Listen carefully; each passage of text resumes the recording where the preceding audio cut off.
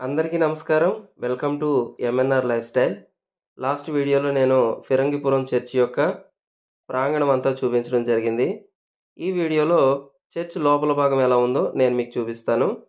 ముందుగా ఈ చర్చ్ యొక్క లొకేషన్ చూసినట్లయితే గుంటూరు, నరసరావుపేట మధ్యలో సరిగ్గా ఈ ఫిరంగిపురం అనేది ఉంది. అయితే ఈ చర్చ్ 1891లో కట్టినట్టుగా అక్కడ మనకు కనబడుతుంది. అంటే సుమారుగా 130 సంవత్సరాలు దాటిపోయింది. ఇది చర్చ్ లోపల ఎంట్రన్స్‌లో ఈ 3 విగ్రహాలు కనబడతాయి. ఇది లెఫ్ట్, ఇది రైట్, ఇది మిడిల్ పోర్షన్ అన్నమాట చర్చ్ లోపల. ఫస్ట్ మనం చూసుకున్నట్లయితే దీన్ని పులిపీఠం అంటారు కదా! బ్యాక్‌గ్రౌండ్‌లోని మనకి దేవుడు, పరిశుద్ధాత్మ, బాలయేసు యొక్క చిత్రం అనేది మనకు కనబడుతుంది పెయింటింగు. అది యెహోవా దేవుడు, పావురాకారంలో పరిశుద్ధాత్మ అనుకోవచ్చు. ఇక్కడ బాలయేసు మనకి కనబడడం జరుగుతుంది. వీటితో పాటు పక్కనే కొన్ని విగ్రహాలు మనకు కనబడతాయి. చర్చిలో థీమ్ అంతా చూసినట్లయితే బాలయేసుని హైలైట్ చేశారు. లోపల కాసేపు ప్రశాంతంగా కూర్చోవడానికి అవకాశం ఉంటుంది. అలాగే ఈ ప్రతి చర్చిలో ఉండేటట్టే ఇక్కడ రీసౌండ్ కూడా ఉంటుంది. ఇది చర్చి యొక్క మోడలు చాలా అందంగా ఉంది. ఇక ఈవిడ్ని చూసినట్లయితే తాటిపత్రి జ్ఞానమ్మ గారంట. అన్నమ్మ గారి మఠ స్థాపకురాలు. మనకేమో నిన్న సహాయం చేసినోడే సాయంత్రానికి గుర్తుండడు.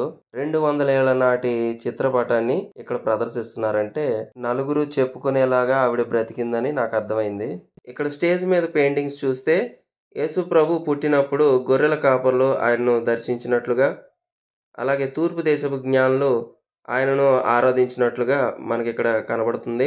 తర్వాత బెత్లెహేము నుంచి యేసు ప్రభువును, మరియను, యోసేపు ఐగుప్తుకు తీసుకెళ్లిన సందర్భం మనకి ఇక్కడ పెయింటింగ్ ద్వారా చూడవచ్చు.